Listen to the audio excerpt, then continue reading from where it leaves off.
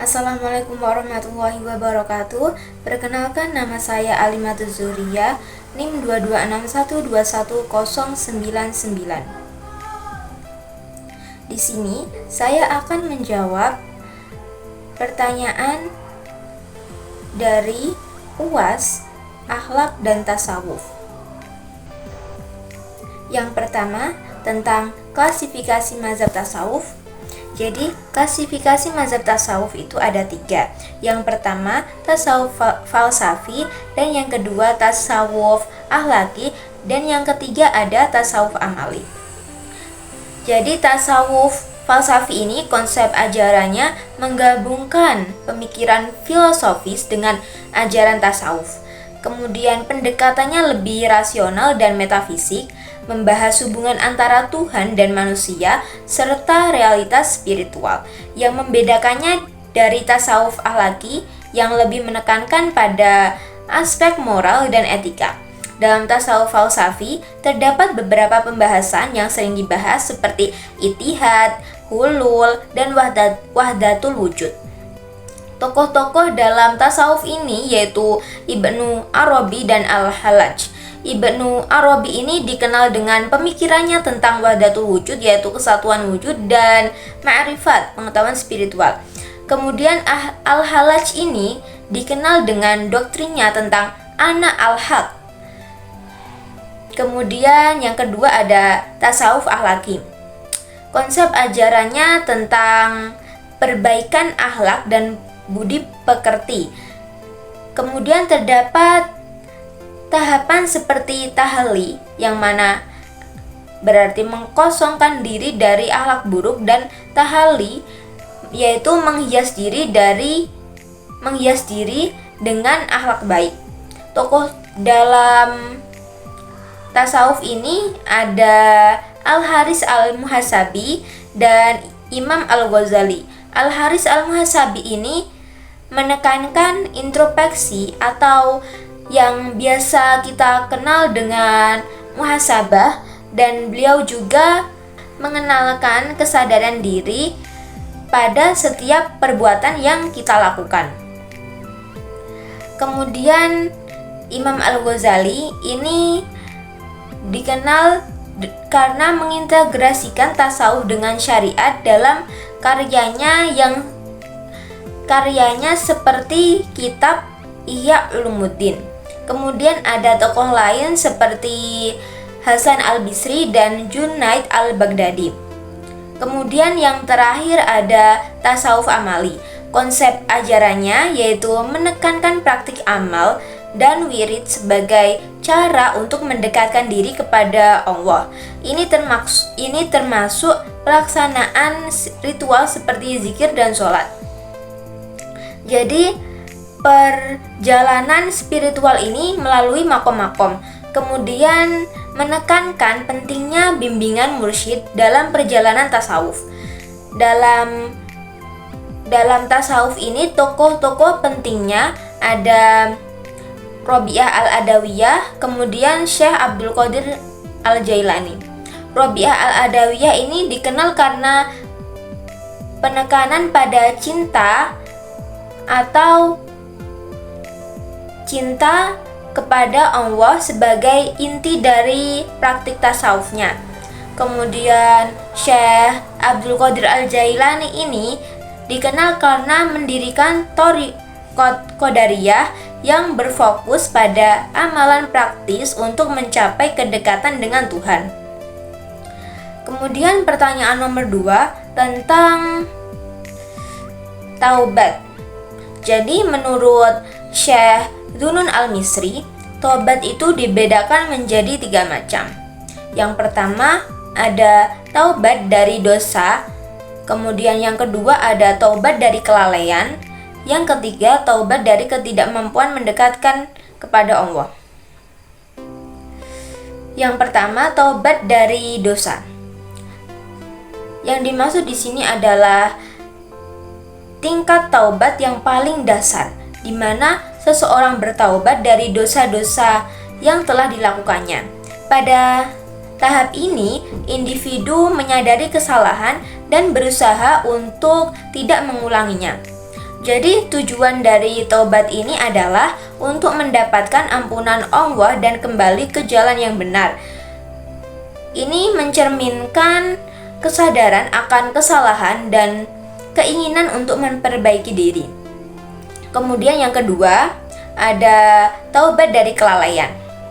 Jadi pada tingkatan ini, taubat itu tidak hanya mencakup pengakuan atas dosa, tetapi juga melibatkan kesadaran dan kelalaian dalam mengingat Allah.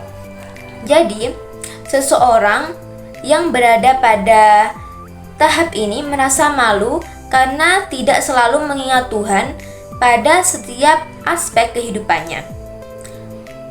Tujuan taubat ini dilakukan untuk memperdalam hubungan spiritual dengan Allah dan meningkatkan kesadaran akan kehadirannya dalam setiap tindakan yang dilakukan. Dan yang terakhir ada taubat dari ketidakmampuan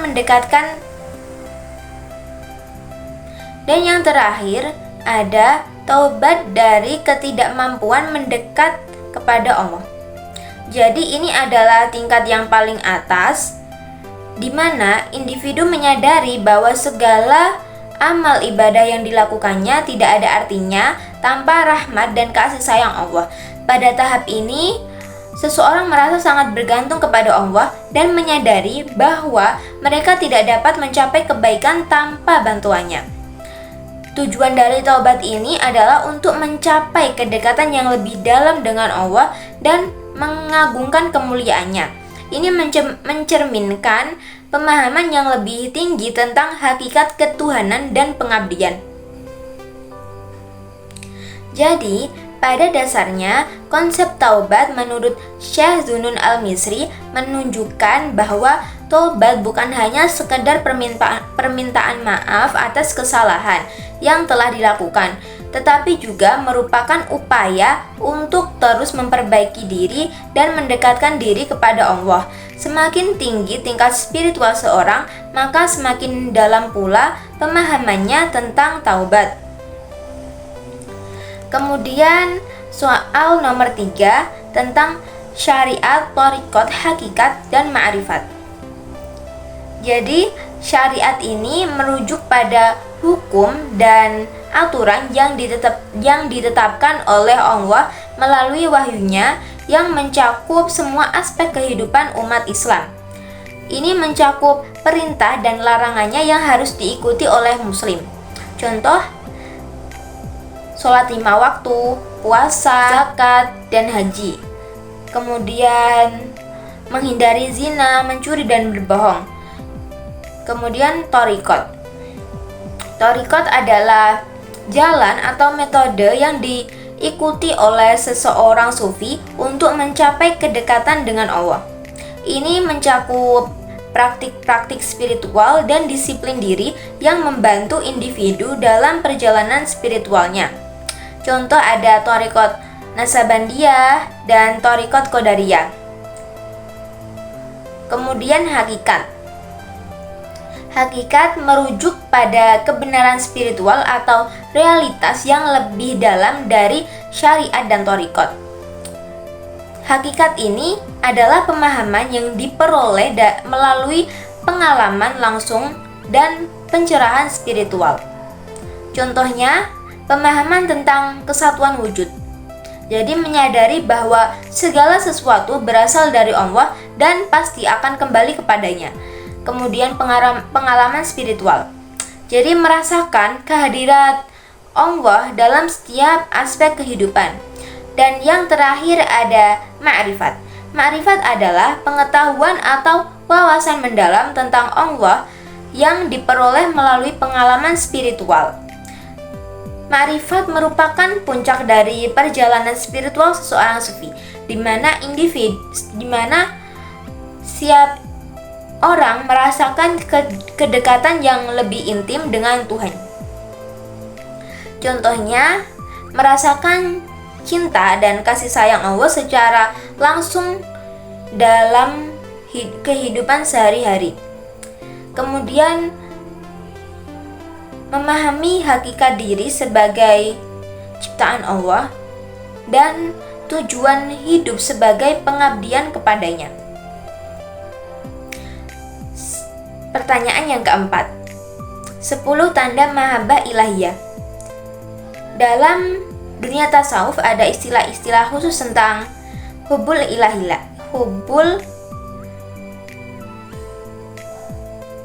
Pertanyaan yang keempat tentang 10 tanda mahabbah ilahiyah.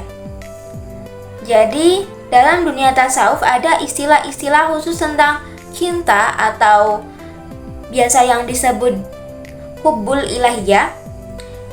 Ya, yang pertama ada al-ilaqah, yang kedua ada al-iradah, yang ketiga ada asyababah, yang keempat ada al-gharam, yang kelima ada al-widad, yang keenam ada as-saqaf, dan yang ketujuh ada al-ishq, yang kedelapan ada at-tayammum, dan yang kesembilan ada at-ta'abbud, dan yang terakhir ada al-khulwah.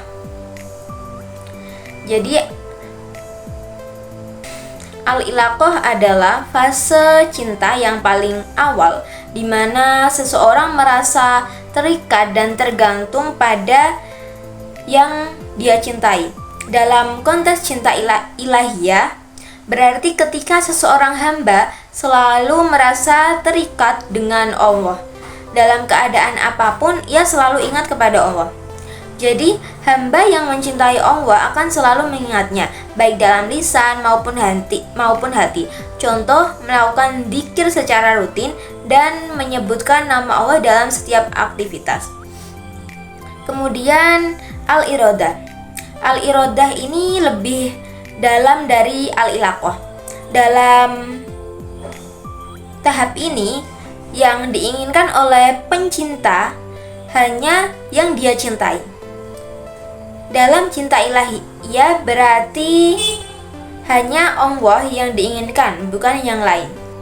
Jadi, seorang hamba yang cinta kepada Allah tidak akan merasa risau kehilangan harta atau hal duniawi, asalkan ia tetap memiliki hubungan dengan Allah.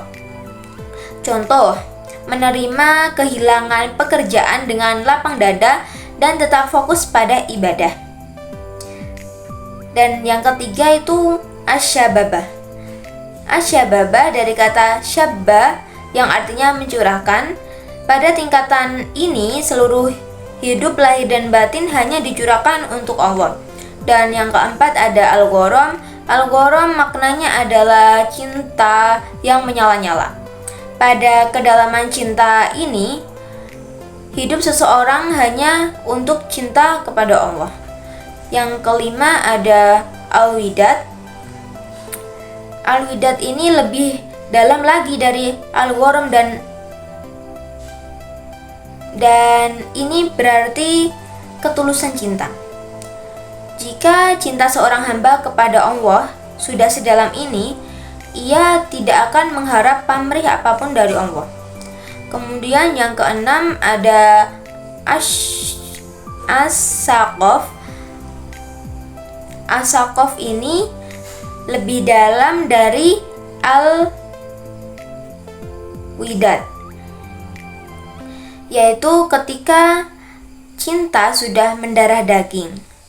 Imam Junaid al-Baghdadi mengatakan, syaqaf itu ketika seseorang tidak merasa pahit sama sekali dari yang dia cintai. Jadi semua yang dilakukan oleh sang kekasih kepadanya, meskipun dia jahat atau dinilai tidak baik oleh seseorang yang kedalaman cintanya sudah sampai pada tahap asyaqaf ini.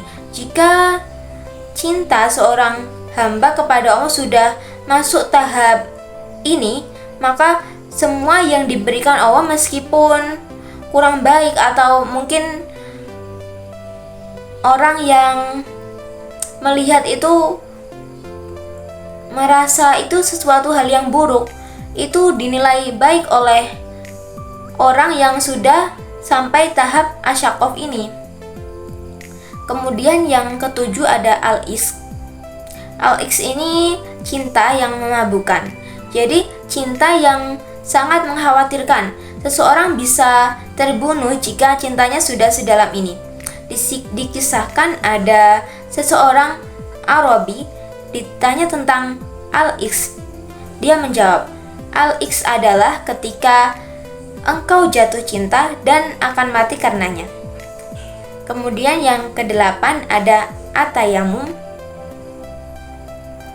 Kedalaman cinta atayamum ini maknanya adalah memperbudak.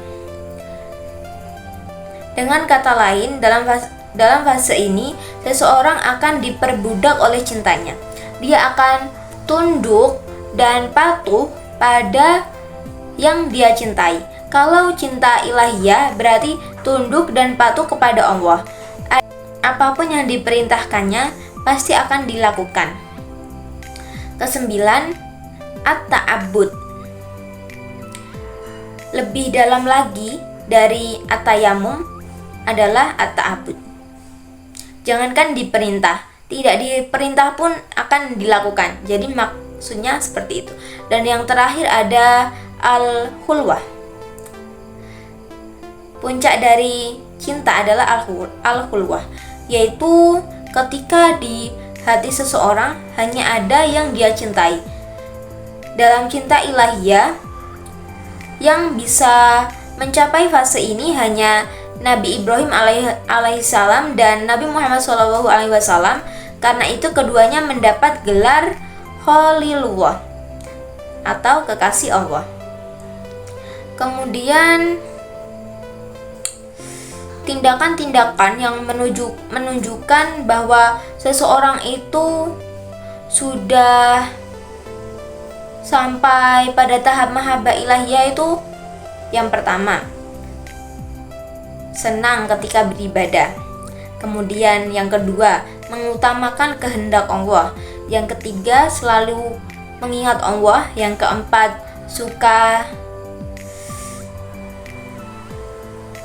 suka berbuat baik. Yang kelima, tidak menyesal ketika kehilangan apapun selain Allah. Dan yang keenam, menikmati ketaatan. Kemudian yang ketujuh, bersikap lembut kepada semua yang Allah ciptakan. Dan yang ke-8, muncul rasa takut. Dan muncul rasa takut ini kepada Allah. Kemudian yang ke-9, tidak suka pamer. Dan yang terakhir, tidak mengharap pujian dari orang lain. Jawaban dari pertanyaan nomor 5, konsep ajaran tasawuf falsafi. Yang pertama, wahdat al-syuhud. Wahdat al-syuhud merupakan konsep tasawuf yang menunjukkan tingkat spiritual di mana seorang sufi mencapai kesadaran mendalam akan kehadiran Tuhan dengan menyaksikan kebenarannya dalam segala hal tanpa menganggap bahwa Tuhan ada di dalam ciptaannya. Jadi, konsep ini menyatakan bahwa seorang sufi yang telah mencapai tingkat ma'rifat yang tinggi akan melihat sesuatu sebagai manifestasi dari Tuhan. Analoginya, bayangkan seorang seniman yang ahli dalam melukis. Ketika ia melihat dunia, ia tidak hanya melihat warna dan bentuk, tetapi juga melihat keindahan dan harmoni yang terkandung di dalamnya. Begitu pula seorang sufi yang mencapai wahdat al-syuhud, ia melihat segala sesuatu sebagai manifestasi dari keindahan dan kesempurnaan Tuhan. Yang kedua, wahdat al-wujud. Ibnu Arabi memperkenalkan ide penting dalam tasawuf, yaitu wahdat al-wujud, yaitu kesatuan wujud.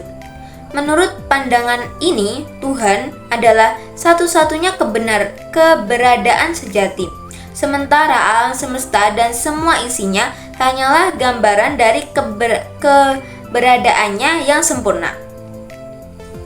Ibnu Arabi ini melihat Tuhan sebagai inti dari segala sesuatu, di mana semua yang ada di alam semesta ini sebenarnya adalah cerminan dari keberadaan ilahi.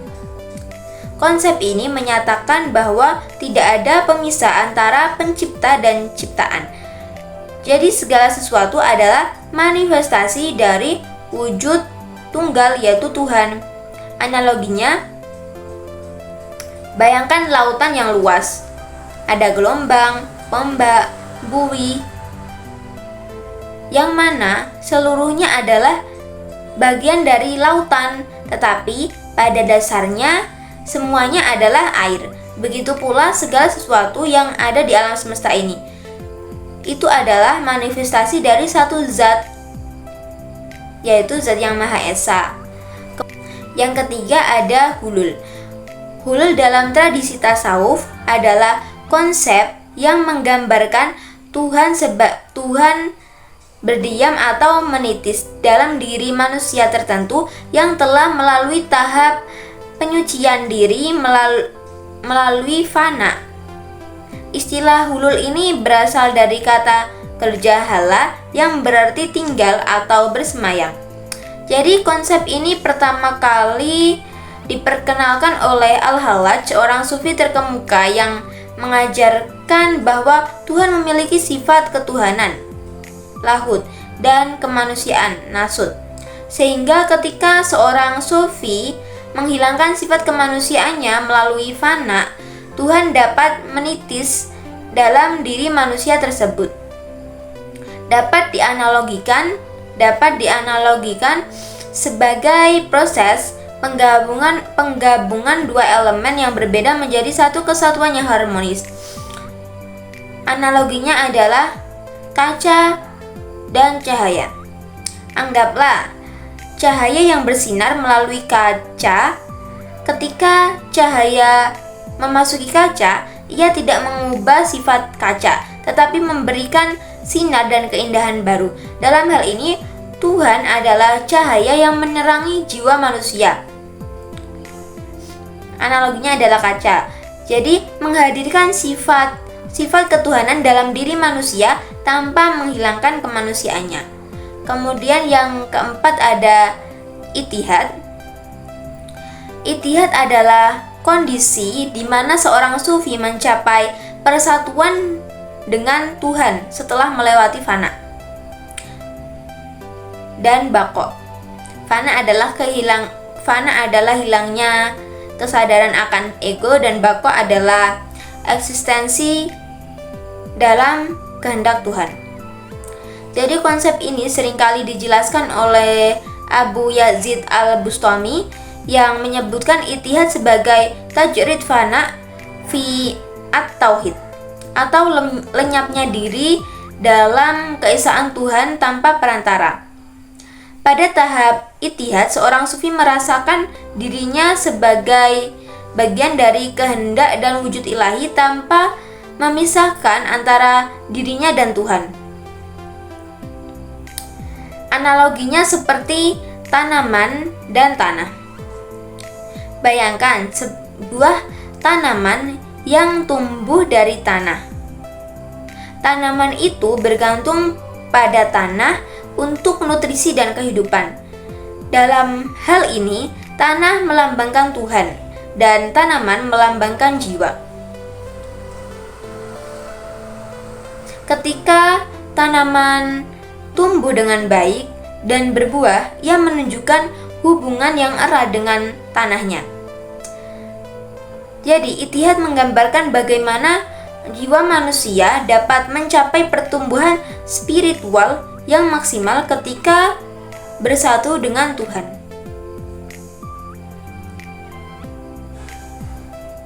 Baik, mungkin cukup ini dari saya. Apabila ada kesalahan atau kekurangan, mohon dimaafkan. Wassalamualaikum warahmatullahi wabarakatuh.